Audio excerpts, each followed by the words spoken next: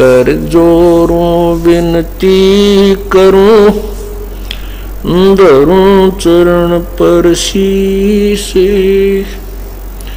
गुरु राम देवानंद जी महाराज ने दियो नाम बख्शीश। कोटि कोटि सिजदा करूं, कोटि कोटि प्रणाम। चरण कमल में राखियो मैं, बंदी जाम गुलाम। अवगुण किए तो बहुत किए, करत न मानी यार। बावे बंदा बख्श दियो, बावे गर्दन उतार। अवगुण मेरे बाप जी, बख्शो गरीब नवाज। जो मैं पूत कपूत हूँ, बोर पिता को लाज। मैं अपराधी जन्म का, नक्सक भरे विकारी। तुम दाता दुखी भंजना, मेरी करो संभार। जय इब कै सतगुरु मिले, सब दुख आँखों रोए। चरणों ऊपर शीस रखूं, कहूं जो कहनी हो।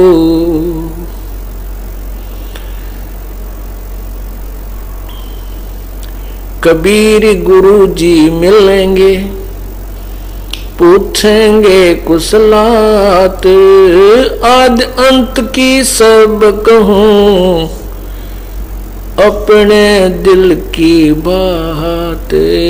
गुरु जी तुम ना भूलियो, चाहे लाख लोग मिल जाएं। हमसे तुमको बहुत है, तुमसे हमको नहीं। तुम्हारे विसारे क्या बने, मैं किसकी शरण में जाऊं। शिव विरंच मुनि नारदा, तिनके हृदय न समाऊं। बंदी छोड़ दयाल जी, तुम तक हमारी दौड़े। जैसे कागज जहाज का, अब सूझत और न ठोरे।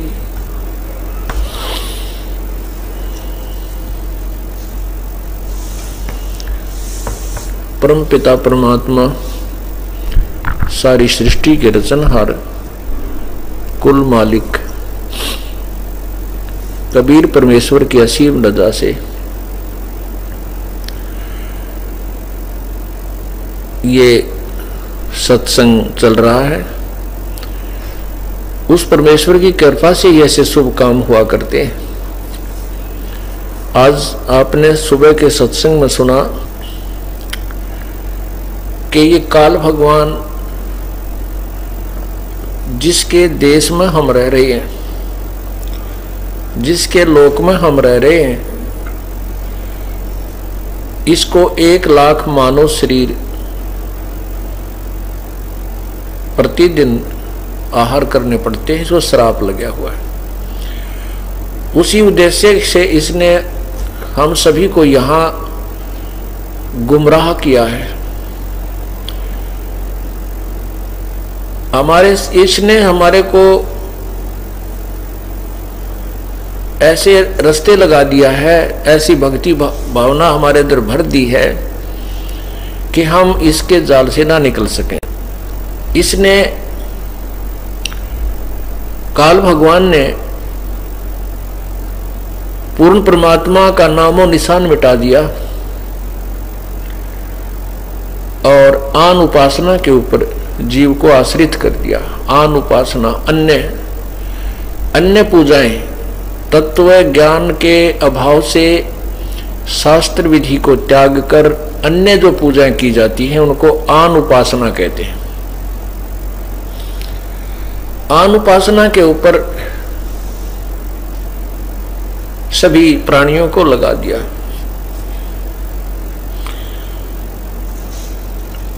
इसका उद्देश्य यही है कि इनको अपने पिता का पता ना लग जाए, अपने स्थान का पता ना लग जाए।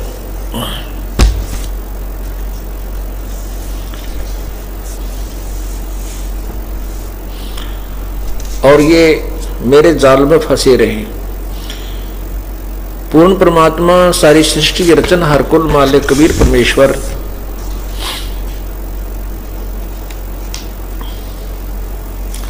स्वयं आकर के इस काल के जाल को तोड़ते हैं, अपने यथार्थ ज्ञान को बताते हैं, तत्व ज्ञान को समझाते हैं। जैसा कि आपने गीता जी अध्याय नंबर 10 के श्लोक 2 में पढ़ा, उसमें लिखा है कि गीता ज्ञान दाता ये काल भगवान कह रहा है कि अर्जुन, मेरी उत्पत्ति को न ये देवता जानते हैं, यानी ब्रह्मा विष्णु महेश आदि, और न ही ऋषि जन जानते हैं, क्योंकि ये सभी मेरे से उत्पन्न हुए हैं। इससे सिद्ध होता है कि ज्योति निरंजन जो काल है, जो गीता ज्ञान दे रहा है, उसका जन्म तो हुआ है, उसकी उत्पत्ति तो हुई है, लेकिन उसकी उत्पत्ति को ब्रह्मा विष्णु महेश और ऋषिजन ये नहीं जानते, देवता नहीं जानते, क्योंकि ये काल से ही उत्पन्न हुए हैं, ये काल के ही पुत्र पौत्र हैं। अब जैसे पिता की उत्पत्ति को पुत्र नहीं जानते, पुत्री नहीं जानती, संतान नहीं जान सकती, दादाजी बता दिया करते हैं। दादाजी को उसकी डेट ऑफ बर्थ भी याद होती है। इसी प्रकार पूर्ण परमात्मा इन सब का ज्योति निरंजन आदि का पिता है। उस परम पिता ने आकर के इस काल भगवान ज्योति निरंजन गीता ज्ञान दाता की उत्पत्ति को बताया है, जो आपने सृष्टि रचना में पढ़ा है, सुना है।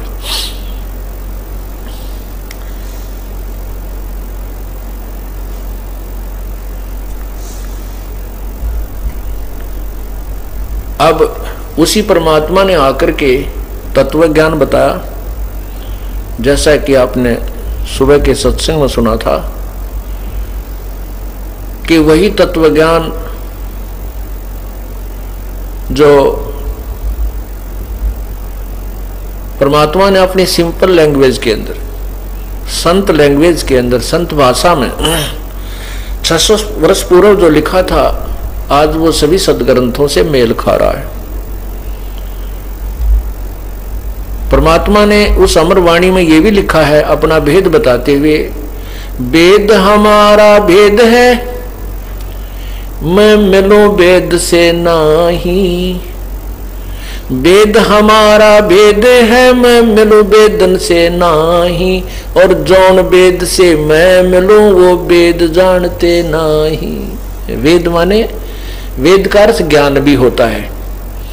और 4 वेद ये एक प्रसिद्ध हो गए हैं, 4 वेद, ऋग्वेद, यजुर्वेद, सामवेद और अथर्ववेद। ऋग्वेद यानी ऋग वेद का अर्थ ज्ञान भी होता है।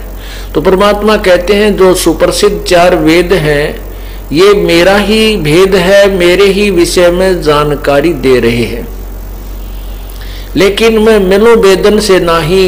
इन वेदों में वर्णित विधि से मेरी प्राप्ति नहीं हो सकती। इन 4 वेदों में वर्णित विधि से मेरी प्राप्ति नहीं हो सकती। और जौन वेद से मैं मिलूं वो वेद जानते नहीं।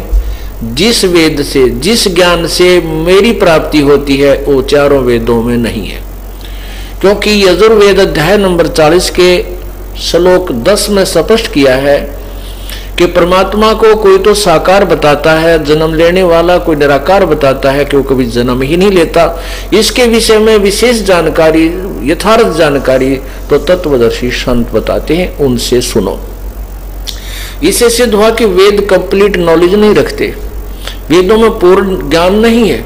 हाँ, जितना है वो ठीक है, ये भी नहीं कह सकते कि वेद ज्ञान है श्रेष्ठ है, लेकिन ये इनकम्प्लीट है और वेद ही बता रहे हैं।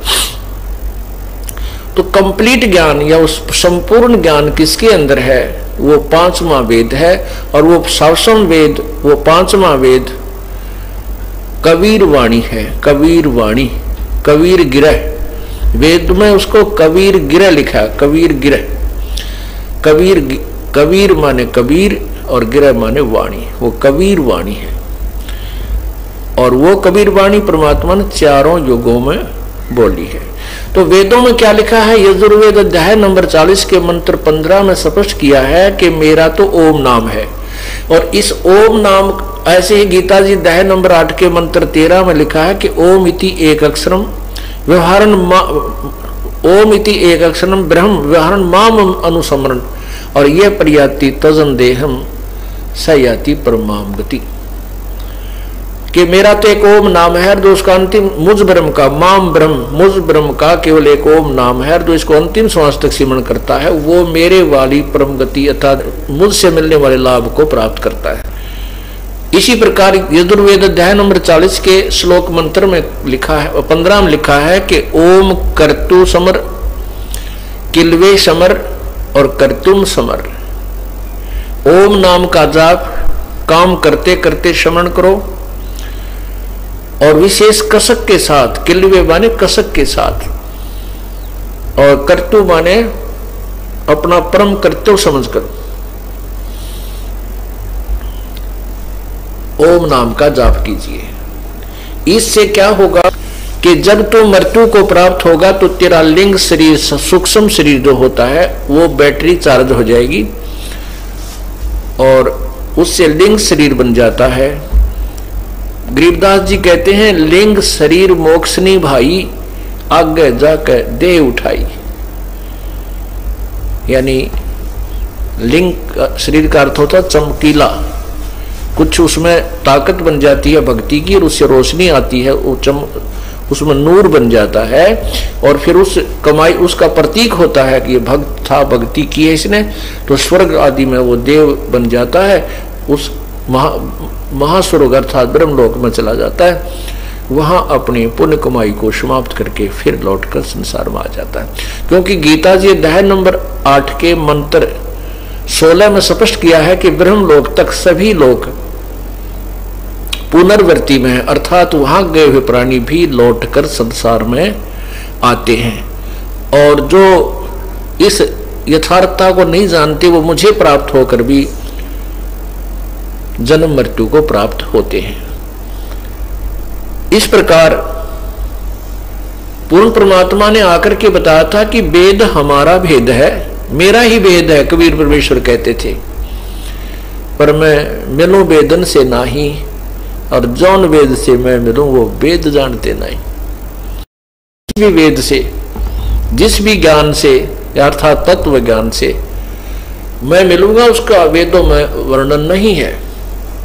इसी प्रकार पवित्र गीता जी अध्याय नंबर 4 के श्लोक 34 में, वैसे तो 29, 30, 31 में स्पष्ट किया है कि कोई तो इस प्रकार पूजा करता है, कोई इस प्रकार पूजा करता है, कोई किसी प्रकार पूजा करता है, लेकिन चौथे अध्याय के 32वें श्लोक में लिखा है कि उस पूर्ण परमात्मा के मुख्य ज्ञान में, उन्हीं के मुख कमल से उच्चारित जो तत्व वास्तविक ज्ञान है, उसमें नाना प्रकार की भक्ति विधि विस्तार से लिखी है।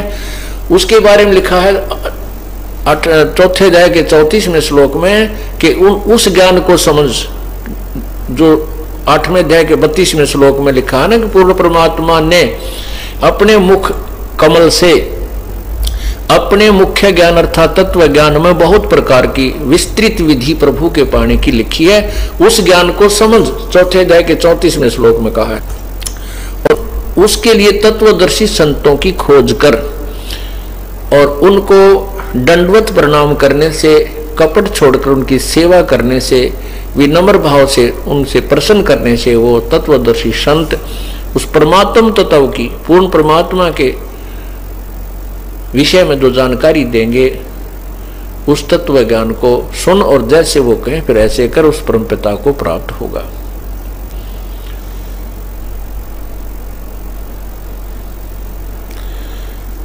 तो क्या बताते हैं वो कौन परमात्मा है?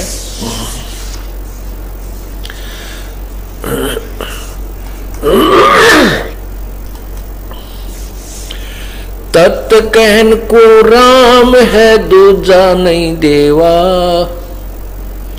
ब्रह्मा विष्णु महेश से जागी करते हैं सेवा। ये तत् कहन को राम है दूजा नहीं देवा, ब्रह्मा विष्णु महेश से जाकी करते हैं सेवा। जब तप तीर्थ थोथरे जाकी क्या आशा, भाई कोटि यज्ञ पुण्य दान से जम कटे नहीं फांसा।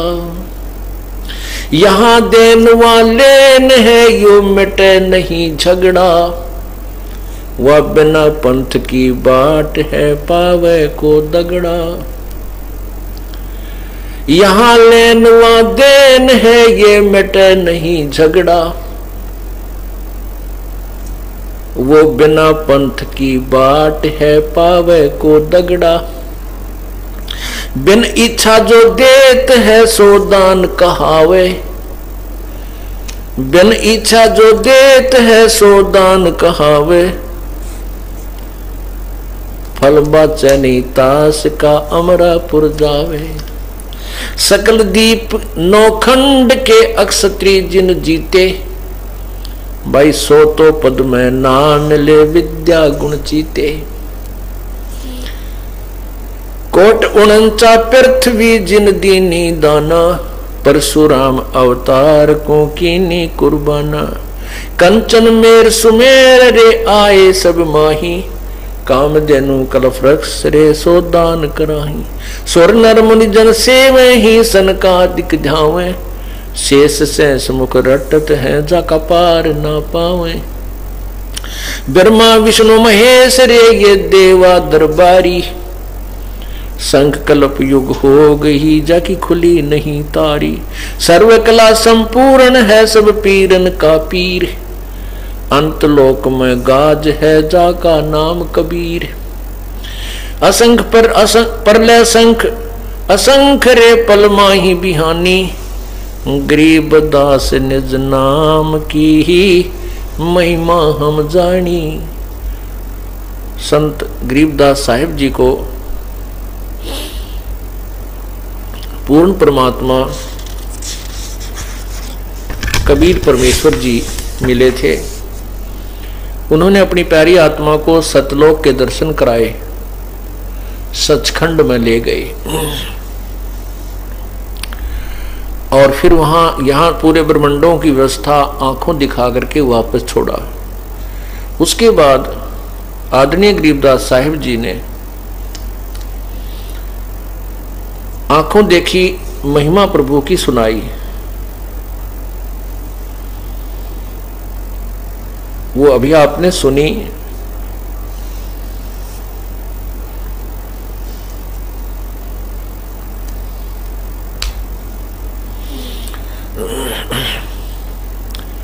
क्या बताते हैं कि तत् कहन को राम है दूजा नहीं देवा,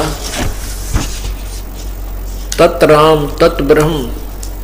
जैसा कि आपने गीता जी अध्याय 7 के श्लोक 29 में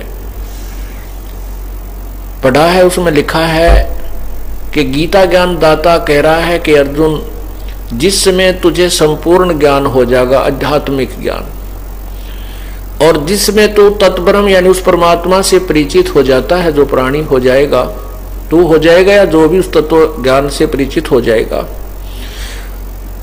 वो फिर मुझसे भी परिचित हो जाएगा कि मैं कौन हूं। गीता जी अध्याय नंबर 11 के श्लोक 32 में स्वयं कह रहे हैं गीता ज्ञानदाता कि मैं काल हूं, सबको खाने के लिए आया हूं। और 11वें अध्याय के 21वें श्लोक में स्वयं अर्जुन आंखों देखा हाल बता रहा है कि प्रभु आप तो इन देवताओं को भी खा रहे हो, आप तो ऋषियों को भी खा रहे हैं, सिद्धों को भी खा रहे हैं, जो आप ही से मंगल कामना कर रहे हैं, आपके मंगल अच्छे अच्छे स्तोत्रों से आपकी स्तुति कर रहे हैं और आपसे मंगल हो बख्श दो आप कह रहे हैं। लेकिन आप इन सबको खा रहे हैं, कुछ आपकी जाड़ा में लटक रहे हैं, और आप सब संसार आपके मुख में समा रहे हैं। ये देवता भी झुंड के झुंड, इनका समूह का समूह आप खा रहे हो। तो गीता ज्ञानदाता कहता है कि जब तत्वदर्शी संत ये पूरा विस्तार तो बताओगा, तुझे सब निर्णय हो जाएगा, मुझे भी जानेगा मैं क्या हूं, मैं काल हूं, और तत्व ब्रह्म को भी समझेगा। तो वो व्यक्ति फिर यहाँ इस संसार की कुछ भी वस्तु नहीं मांगता, किसी भी वस्तु की इच्छा नहीं करता, वह केवल जरा मरण से छुटकारा पाने के लिए प्रयत्न करता है।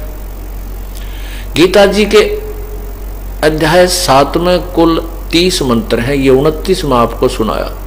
तो 8वें अध्याय के प्रथम श्लोक में अर्जुन ने प्रश्न किया कि हे परमात्मा, फिर कौन है वो तत्परम, किम तत्परम पुरुषोत्तम, किम अध्यात्म, किम अधिभूत अधिदेव, ये कौन है वो किम तत्ब्रह्म, वो तत्ब्रह्म, वो परमात्मा कौन है।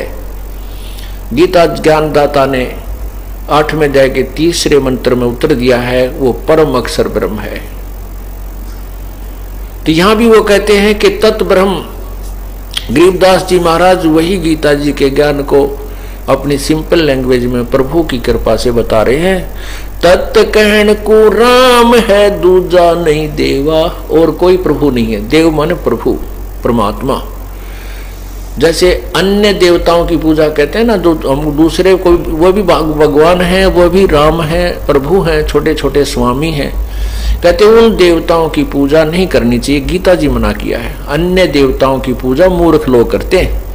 एक परमात्मा को छोड़कर अन्य देवताओं की जो पूजा करते हैं वो अज्ञानी लोग, मंदबुद्धि के लोग क्या करते हैं। तो ये कहते हैं कि तत् कहन को राम है, वो तत् राम, तत् ब्रह्म, वह परमात्मा, वो प्रभु, वो ही एक भगवान है कहने को, और कोई देव नहीं है, कोई भगवान, उसको परमात्मा, अन्य परमात्मा नहीं कहलाते। जैसे कहने को तो हम सभी को साफ बोलते हैं, लेकिन जो सुप्रीम पावर होती है उसकी महिमा न्यारी ही होती है। क्या बताना चाहते हैं कि जैसे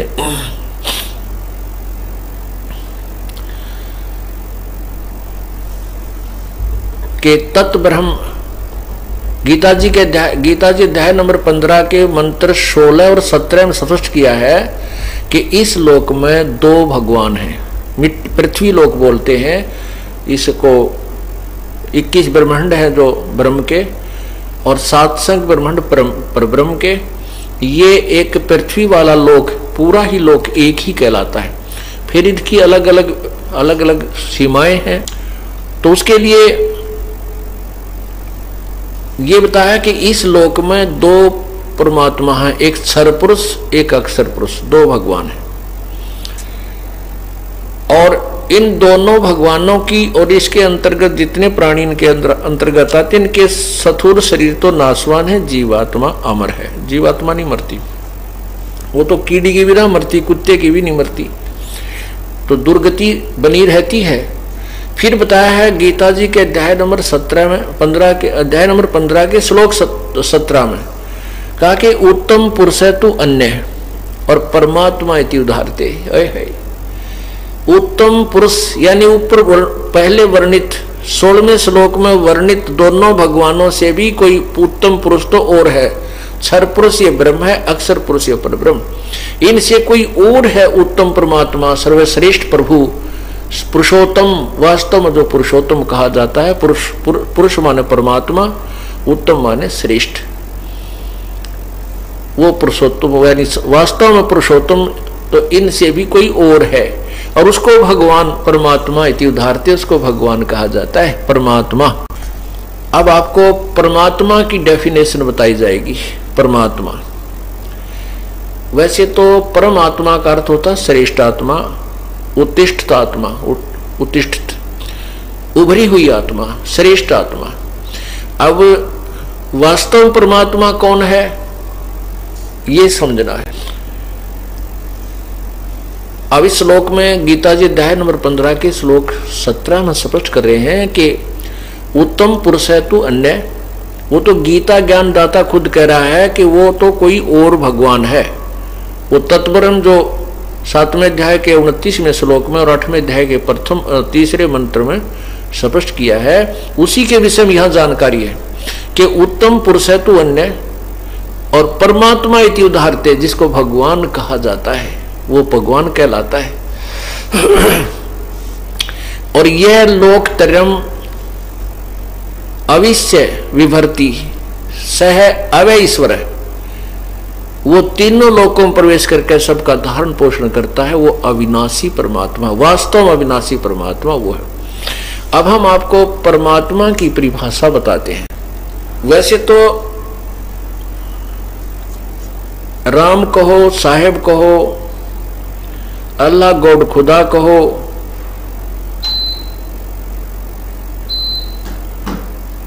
ये परमात्मा के प्रभु के उपमात्मक नाम है, और परमात्मा भी उनमें से एक उपमात्मक नाम है। वास्तविक नाम प्रत्येक प्रभु का भिन्न भिन्न है।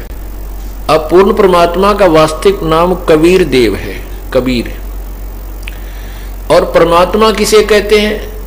गीता जी के इस निर्मल ज्ञान को समझने के लिए आपको उदाहरण समझाया जाएगा। हम काल के लोक में हैं और यहां हम देखते हैं कि इस भगवान ने, ब्रह्म ने हमारे को कितना सुंदर जो है ये व्यवस्था बनाकर दी है।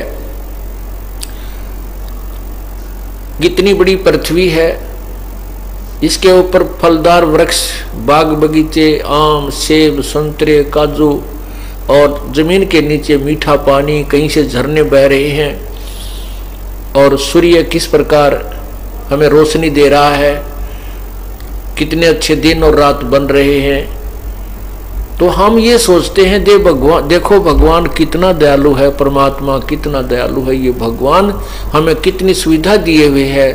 परमात्मा ने हमारे को अच्छे जड़ी बूटियां दी हैं, अच्छे काजू किस्म, सेब, संतरे, आम, कितने अच्छे फल दिए हैं, और कितना निर्मल पानी, किस प्रकार गंगा जैसी नदी बहा रखी है। तो इन व्यवस्थाओं को देखकर हमें ये काल भगवान नजर आता है, बहुत दयालु है, परमात्मा नजर आता है। परमात्मा का अर्थ होता भगवान। भगवान उसे कहते हैं जो केवल सुख दे, खाने पीने की वस्तु हमें दे लेकिन दुख ना दे, उसे भगवान कहते हैं।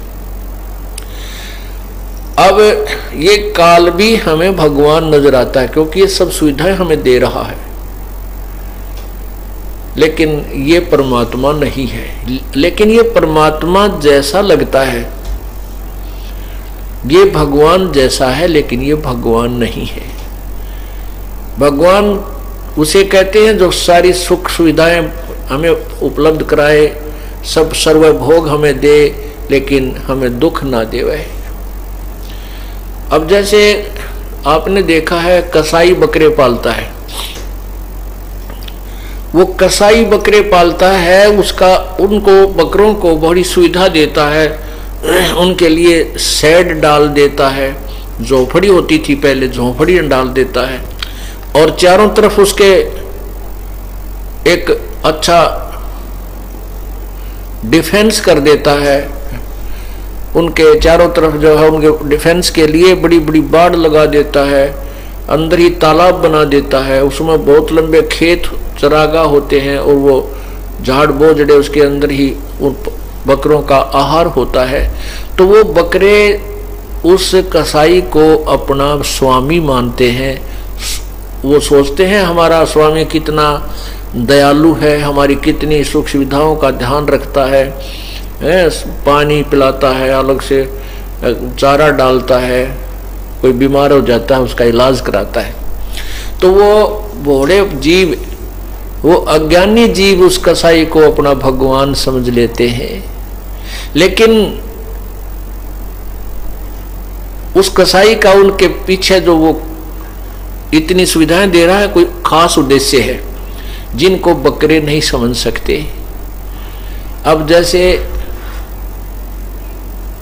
कसाई जब बकरों के पास जाता है और वो देखता है, ऐसे हाथ लगाता है, वो तो देखता है ये कै किलो का हो गया, इसमें कितना मांस बन गया, कितना बिकेगा, कितनी कीमत का बन गया इसका मांस। और वो भोले जीव उसको अपना स्वामी समझकर उसको प्यार देते हैं, उसके साथ ऐसे प्यार से गर्दन लगाते हैं, जीभ से चाटते हैं, प्यार देने की चेष्टा करते हैं कि ये हमारा स्वामी है, हमारे को बहुत सुख सुविधाएं दे रहा है।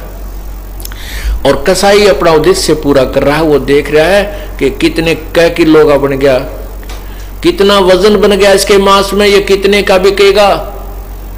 और जब आता है ऑर्डर उसको 20-30 बकरों का, उसमें वो ना देखता किसकी माँ को घेर रहा है, किसके बेटे को, किसकी बेटी को, यानी उसमें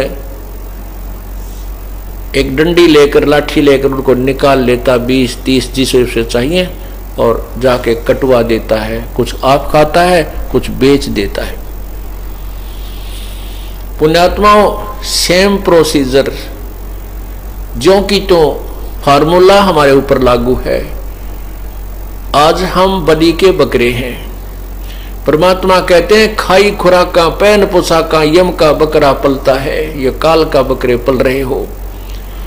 एक्सीडेंट हो जाता है, एक एक्सीडेंट में एक परिवार के 2-2, 3-3, 4-4 व्यक्ति मर जाते हैं। फ्लड आ जाता है, भूकंप आ जाता है, एक परिवार के परिवार पूरे नष्ट हो जाते हैं। साइक्लोन आ जाता, समुद्री तूफान आ जाता है, गांव के गांव उजड़ जाते हैं। और फिर भी हम इसको दयालु भगवान कहते हैं, क्योंकि हम अबोध प्राणी हैं, हमें मालूम नहीं हम हमारे को किस लिए बांध रखा, क्या उद्देश्य हमारा जन्म और मृत्यु का। आज हम सोचते हैं ये बेटा मेरा है, बेटी मेरी है, ये कार मेरी है, कोठी मेरी है, ये मेरा है, भला मेरा है। और अभी मृत्यु हो जाए, कल मृत्यु हो जाए किसी एक्सीडेंट से, बीमारी से, वैसे तो क्या है, अपना कुछ भी नहीं है, ये धोखा है। इस धोखे को मिटाने के लिए तत्व ज्ञान परमात्मा ने प्रदान किया है। और हम इतने कमजोर होगी बुद्धि हमारी, हमारे ऊपर इतना प्रेशर है इन तीनों गुणों का, रजगुण ब्रह्मा, सदगुण विष्णु, तमगुण शिव जी का, कि हम इतना ज्ञान सुनकर भी सचेत नहीं हो पाते। इतना दबाव है, प्रेशर है। ये परमात्मा भी जानते हैं कि भोले जीव हैं, इनको बुद्धि इतनी ही दे रखी है। अब परमात्मा आपको सहयोग देगा, भक्ति देगा, आपके अंदर कमाई प्रवेश कर देगा राम नाम की, धन पुण्य की, फिर आपकी बुद्धि उठने लगेगी, आत्मा प्रबल होगी, और साथ में आपके जो अड़े हुए काम ऐसे ठीक करेगा, आपको पूर्ण विश्वास अपने भगवान पर हो जाएगा। और फिर कुछ दिनों के बाद ये तत्व ज्ञान हो जाएगा, और फिर ये काल का जाल आपके पूर्ण रूप से समझ में आ जाएगा। तो यहां क्या बताया है कि ये परमात्मा दिखे, ये काल जो है ये भी परमात्मा कैसा नजर आता है, लेकिन इसका परम रूप काल है। और परमात्मा उसको कहते हैं जो सुख दे दुख नहीं दे। कबीर परमात्मा है, वही तत्ब्रह्म यानी वो परमात्मा है जैसे। और वो सतलोक में जाने के बाद हमें सुख है, सुख देगा, ना वहां मृत्यु है, पुनर्जन्म नहीं। एक बार वहां जाकर हमें व्यवस्था होगी, हमारा जन्म होगा, पुनर्जन्म नहीं है वहां। फिर उसके वहां ऐसा ही शरीर है, ऐसा ही अपना मनुष्य जैसा आकार है, लेकिन वो शरीर का मटेरियल बहुत अच्छा है, वो खत्म नहीं होता, वो टूटता फूटता नहीं, उसमें ऑपरेशन आदि नहीं करवाने होते, वो मृत्यु नहीं होती वहां पर, वो गलता सड़ता नहीं है, वो नूर का है, तेज का है, तेज तत्व से बना। जैसे ये 5 तत्वों के मिश्रण से बना हुआ है, और वो 500 तत्व इसमें कहीं नजर नहीं आते। जो इसी प्रकार वो एक तत्व से बना हुआ शरीर हमें मिलेगा, बहुत सुंदर शरीर होगा। वहां एक ही तत्व के, नूरी तत्व के सब फल, आहार और जलपान उसी के होंगे, बहुत स्वादिष्ट होंगे, और वहां कभी मृत्यु नहीं होगी, कोई कष्ट नहीं, ना बेटा मरे ना बेटी मरे, ना राग है ना द्वेष है। शंखों लहर मेहर की उपजे, कहर नहीं जा कोई, दास गरीब अचल अविनाशी, शोक का सागर सोई। शंखों लहर मेहर की उपजे, कहर नहीं जा कोई, दास गरीब अचल अविनाशी, सुख का सागर सोई। शंखों लहर, जैसे कई बार ऐसी स्थिति आ जाती है अपनी कि हम अंदर ही अंदर इतने खुश होते हैं कि हमें कोई भी पराया नजर नहीं आता, ना कोई शत्रु नजर आता है। ऐसी अंदर अंदर इतनी हिलोर सी उठती है, एक सुख सा अपने आप एक ऐसी हिलोर आती है, सब अपने से नजर आते हैं। किसी के साथ कोई मन मुटाव है, उसके प्रति भी ऐसा लगता है कि जैसे वो बुरा आदमी नहीं है। तो वो रहती है कुछ समय के लिए और कभी कभी उठती है हफ्ते 10 दिन में। और परमात्मा कहते हैं वो जो सुख होता है, वो एक लहर आई सुख की, ऐसी ऐसी सतलोक में कहते हैं शंखों लहर मेहर की उपजे, वह मेहर की लहर थी। और उसके बाद फिर यहाँ पर कहर ही कहर है, उसको ऐसे कर दूंगा, वो न्यू क्यों बोला, उसने ऐसा कर दूंगा, उसने पैसे नहीं दिए हैं, वो ऐसा हो गया, उसको ऐसे कर दूंगा। 36 प्रकार का कहर हमारे ऊपर टूट जाता है, हजारों प्रकार का। और उसी कहर में हम इस जीवन को व्यतीत करते रहते हैं। तो परमात्मा कहते हैं सतलोक में शंखों लहर मेहर की उपजे, कहर नहीं जा कोई, दास गरीब अचल अविनाशी, सुख का सागर सोई। कि वो सतलोक जो है सुख का सागर है, वहां पर कोई कष्ट प्राणी को नहीं है। तो यहां बता रहे हैं कि तत् कहन को राम है दूजा नहीं देवा। अगर हम किसी को परमात्मा कहें तो केवल कबीर भगवान है, सतपुरुष परमात्मा है और परमात्मा नहीं। परमात्मा का आप अर्थ समझ गए होंगे।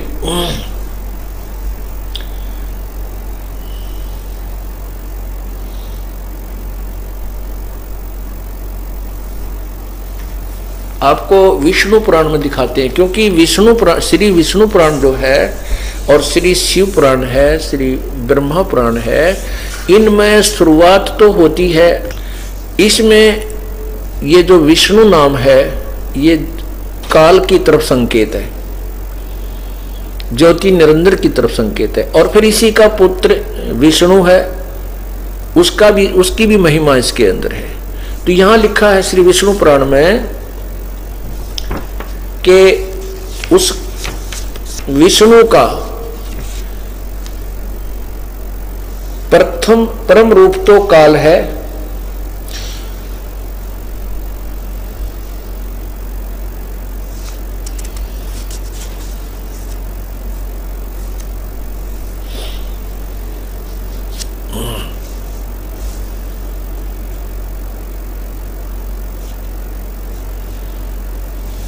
प्रथम तो रूप पुरुष है, लेकिन परम रूप उसका काल है। पुरुष माने प्रभु।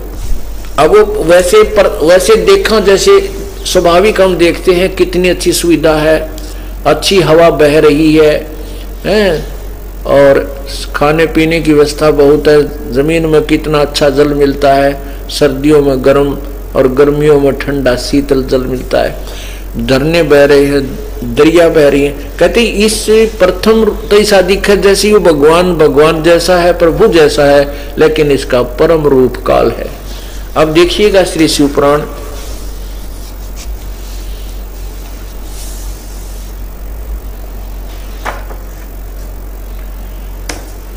ये है श्री विष्णु पुराण और ये गीता प्रेस गोरखपुर से प्रकाशित है।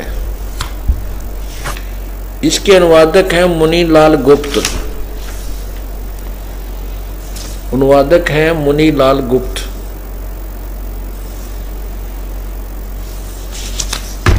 और ये कहां से प्रकाशित है? प्रकाशक में मुद्रक गीता प्रेस गोरखपुर, गोविंद भवन कार्यालय कोलकाता का संस्थान। इसके प्रश्न नंबर 4 पर आप देखिए,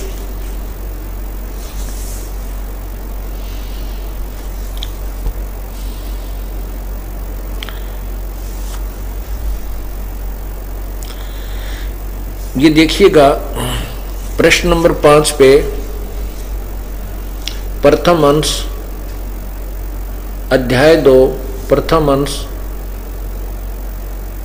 अध्याय 2 इसके नीचे देखना श्लोक नंबर 27 में, श्लोक नंबर 27 ये संस्कृत भी है, इधर ये संस्कृत भी है और यहां इसका अनुवाद किया। हे मैत्रेय, प्रलय काल में प्रधान प्रकृति के साम्य अवस्था में सतीत हो जाने पर और पुरुष के प्रकृति से पृथक सतीत हो जाने पर विष्णु भगवान का काल रूप परिवर्त होता है, काल रूप परिवर्त होता है। अच्छा, अब क्या बताए हैं?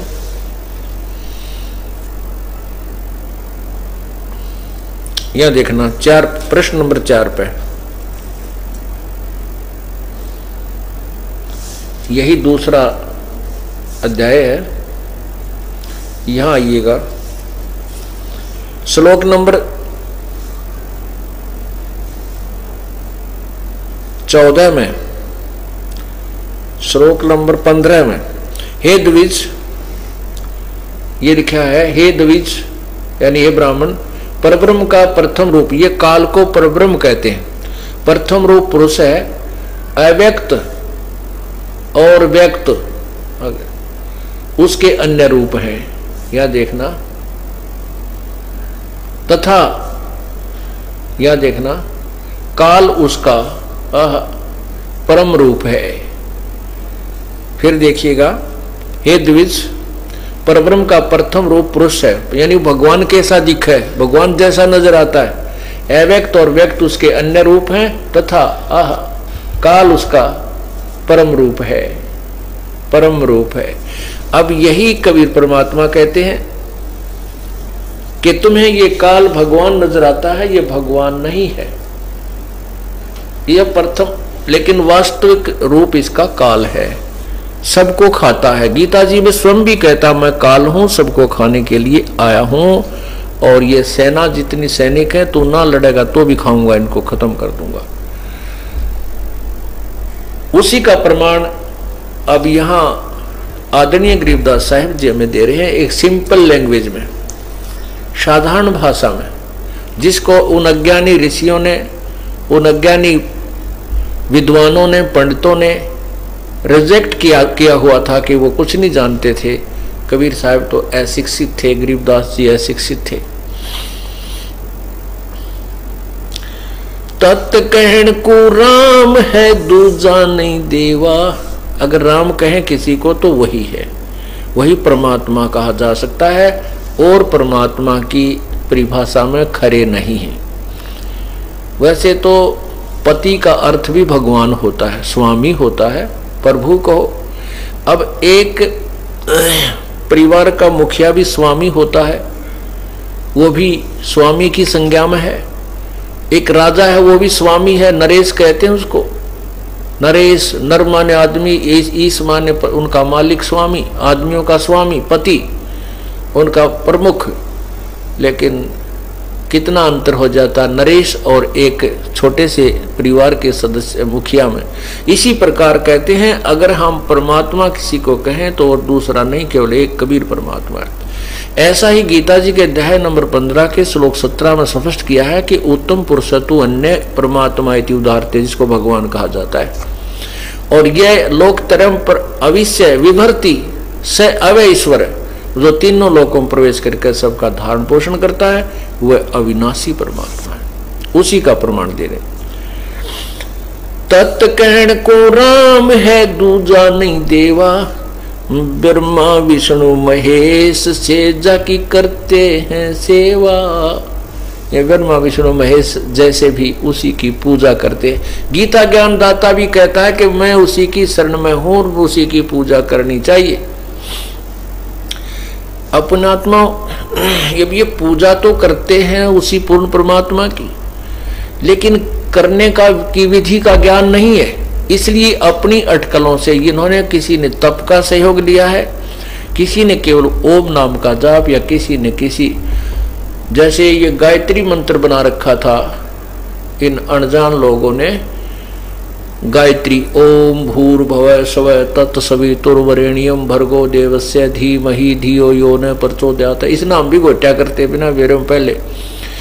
ये क्या है किसी को नहीं मालूम था, कोई किसा तुक्के मारा, कोई कैसे तुक्के मार रहा था। ये यजुर्वेद के अध्याय 36 का मंत्र नंबर 3 है। उसके साथ ओम शब्द नहीं है, ओम अक्षर नहीं है,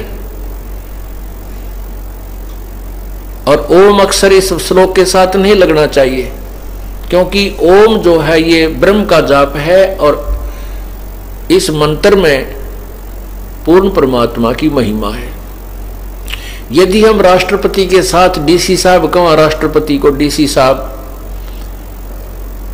यदि हम राष्ट्रपति को साथ में डीसी कहें तो वो क्या समझेगा हमारी बुद्धि को कि ये मूर्ख है, प्रसन्न नहीं होगा बल्कि नाराज होगा। तो ओम जाप इस मंत्र के साथ नहीं लगना चाहिए। आप देखिएगा यजुर्वेद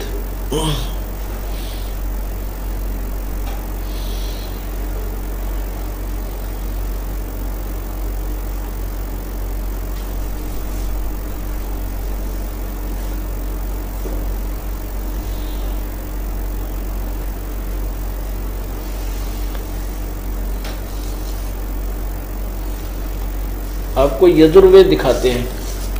ये श्लोक है 36वें अध्याय का 3रा मंत्र, और इसको एक ही श्लोक की आवर्ती करने से, आवर्ती माने रिपीटेशन, इसको बार बार रिपीट करने से ही मोक्ष मान रखा था। नहीं, ये मंत्र बुरा नहीं। इसमें क्या लिखा है, जैसे बिजली के गुण लिखे कि बिजली पंखा चलाती है, बल्ब जगा देती है, अंधेरे के उजाले में बदल देती है, और बिजली से आटा पीसा जाता है, बिजली पंप चलाती है, फैक्ट्रियां चला देती है, हैंडपंप से पानी निकाल देती है, ट्यूबवेल चलाकर सिंचाई कर देती है। तो ये गुण हैं, ये बिल्कुल सत्य हैं, और इनको बार बार ऐसे ही कहते रहे। बिजली पंखा चलाती है, अंधेरे को उजाले में बदल देती है, ट्यूबवेलों से पानी निकाल देती है, ऐसा करते रहो, बिजली के लाभ आपको प्राप्त हो जाएंगे। जो बिजली के गुण बोल रहे हो ये तुम्हें मिल जाएंगे, ऐसा नहीं। वो विधि, ये तो जानकारी हुई कि बिजली वो ऐसे ऐसे गुण रखती है, वो गुण कैसे प्राप्त होंगे उसके लिए प्रोसीजर अलग है, वो विधि अलग है। कनेक्शन लेना होता है, उसके फॉर्म भरने होते हैं, उसकी फीस डिपॉजिट करनी होती है, तब वो कनेक्शन मिलता है। कनेक्शन मिलने के बाद वो बिजली पावर अपने काम पूरे करती है जो उसके गुणों में लिखा हुआ है। ऐसे ही यजुर्वेद के 36वें अध्याय के 3रे मंत्र का बार बार रेपिटेशन करने से, आवर्ती करने से परमात्मा के उस लाभ को प्राप्त नहीं कर सकते जो वो वर्णन कर रहा है श्लोक। भूर्भुवः स्वः तत्सवितुः, ओम नहीं है। पहले आपको यही दिखाता हूं।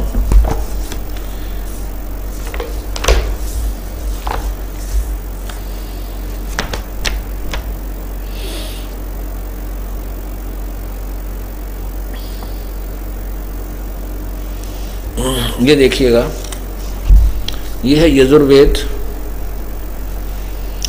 यजुर्वेद महर्षि दानव सरस्वती द्वारा अनुवादित, इसका अनुवाद किया गया है।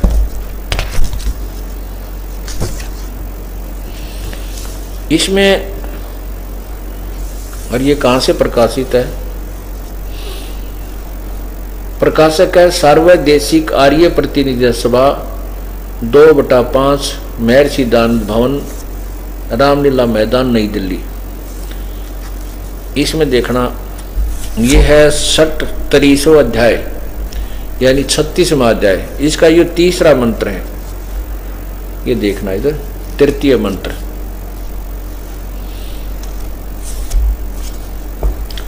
ये 3य मंत्र है, यहां से शुरू होता है भूर्भुवः स्वः तत्सवितुर्वरेण्यम भर्गो देवस्य धीमहि और धियो यो न प्रचोदयात्। अब आपने देख लिया। अब इसका क्या अनुवाद किया स्वामी जी ने, ये देखो, ये मंत्र आपने तीसरा देखा है और ये पृष्ठ नंबर 1155, इसका अनुवाद इन्होंने 1156 पे किया है। ये 1156 पे क्या लिखा है, हे मनुष्यों, जैसे हम लोग भू का अर्थ किया है कर्मकांड की विद्या और भुव का अर्थ किया है उपासना कांड की विद्या और सवय का अर्थ किया है ज्ञान कांड की विद्या को संग्रह पूर्ण पढ़ के यह जो हमारी धारणावती बुद्धियों को प्रेरणा देकर उस कामना के योग्य समस्त ऐश्वर्य के देने वाले परमेश्वर के उस इंद्रियों से न ग्रहण करने योग्य प्रोक्ष सब दुखों के नाशक तेज स्वरूप का ध्यान करें, वैसे तुम लोग भी इसका ध्यान करो। अब क्या अर्थ किया है इन्होंने, ये आपने देख लिया, के अनुवाद किया स्वामी जी ने। ये तो अनुवाद किया इन्होंने सत्यार्थ प्रकार इसमें वेद का, क्योंकि वेद ज्ञान तो प्रभु का दिया हुआ है, अनुवाद इसका अपने अपने तरीके से सभी ने किया है। स्वामी दयानंद जी को ये भी ज्ञान नहीं था, उसमें उनको ये नहीं मालूम कि तुम ये गायत्री मंत्र कहां से लिया। उन्होंने स्वामी जी ने कहा कि ये भूर्भुव ओम, ये तो हम अर्थ पहले कर दिया, भूर्भुव स्वः, ये तीन मंत्र तो आरंक्य,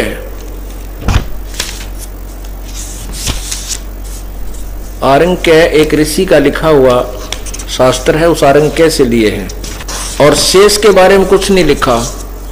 इसके अनुवाद में और उसके अनुवाद में दिन रात का अंतर है। इसमें लिखा है भू का अर्थ कर्मकांड की विद्या, ज्ञान कांड की विद्या आदि आदि। ये देख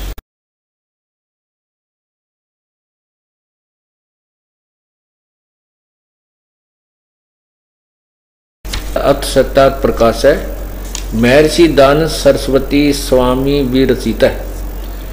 और ये कहाँ से प्रकाशक है, वैदिक यति मंडल दानंद मठ दीनानगर पंजाब। कहाँ से छपा, कहाँ से है, प्रकाशक है वैदिक यति मंडल दानंद मठ दीनानगर पंजाब। और नीचे देखिए मुद्रक है आचार्य प्रिंटिंग प्रेस दानंद मठ गोहाना मार्ग रोहतक। इसके अंदर तीसरे समोल्लास में 38 पृष्ठ पे अब देखो, ये स्वामी जी ने, ये है 38 पृष्ठ और ये समोल्लास है तृतीय। इसमें ओम ये है,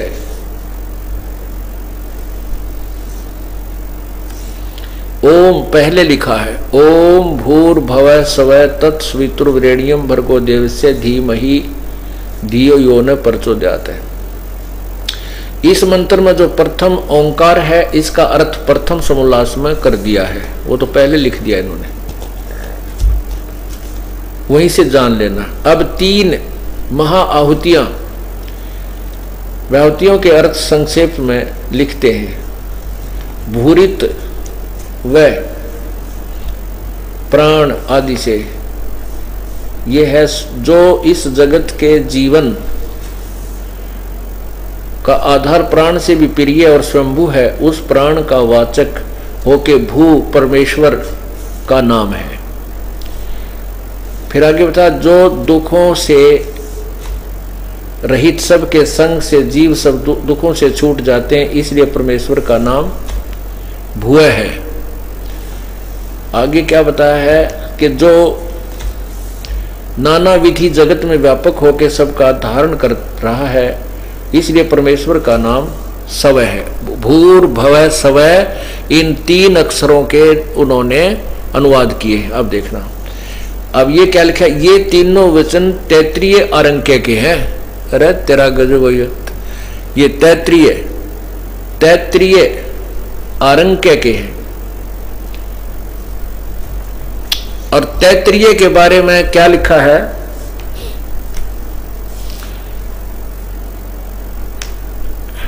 एक याज्ञवल्क्य नामक एक ऋषि हुआ है, याज्ञवल्क्य, और वो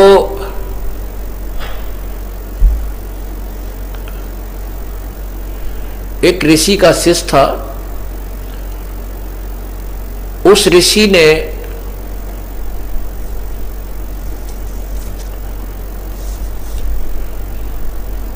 एक संतों की, ऋषियों की आज्ञा का उल्लंघन कर दिया था याज्ञवल्क्य की गुरु ने, और जिससे उनको श्राप लग गया ब्रह्म हत्या का। उसने अपने ही भांजे को मार दिया। तो उसमें उस ब्रह्म हत्या के निवारण के लिए उस गुरु ने याज्ञवल्क्य तथा अन्य ब्राह्मणों से कहा भी कोई ऐसा यत्न करो जिससे मेरी ब्रह्म हत्या छूट जाए। तो याज्ञवल्क्य कहते ये तो बलहीन है दूसरे ब्राह्मण, मैं अकेला ही इस अनुष्ठान को कर दूंगा। इससे वो गुरुजी नाराज हो गया।